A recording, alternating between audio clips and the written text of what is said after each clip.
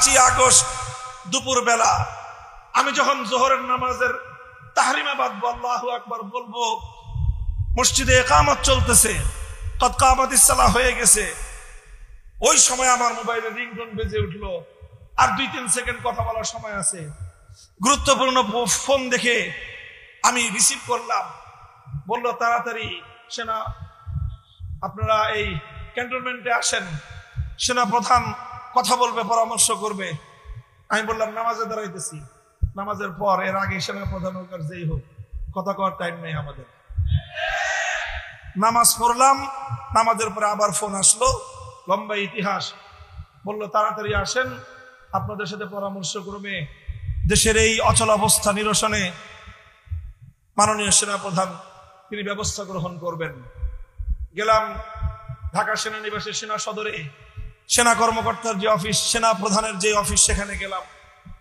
সেখান থেকে কাজ সারতে সারতে আসরের নামাজ হয়ে গেছে। তিনি সেনা প্রধান জাতির উদ্দেশ্যে ভাষণ দিলেন। স্বৈরাচারী সেই জালিম ফেসিবাদ পদত্যাগ করেছেন এবং দেশ একটি সুন্দর ভবিষ্যতের দিকে অগ্রসর হবে। আমরা রওনা করলাম সেনা সদরের অফিস থেকে বঙ্গভবনের উদ্দেশ্যে। ঢাকার সেনানিবাস থেকে মাত্র বের হয়েছি। এই জাহাঙ্গীর গেট বলে, জাহাঙ্গীর গেট থেকে বিজয় সরণি, মধ্যখানে প্রধানমন্ত্রীর কার্যালয়। খুব বেশি হলে আধা কিলোমিটার বা 1 কিলোমিটার হবে। এই 1 কিলোমিটার পথ চলতে চলতে যখন আমরা এই বিজয় সরণিতে এসে পৌঁছলাম, সেই বিজয় সরণিতে সেনাবাহিনীর তত্ত্বাবধানে বিশাল এক মূর্তি তৈরি করা ছিল।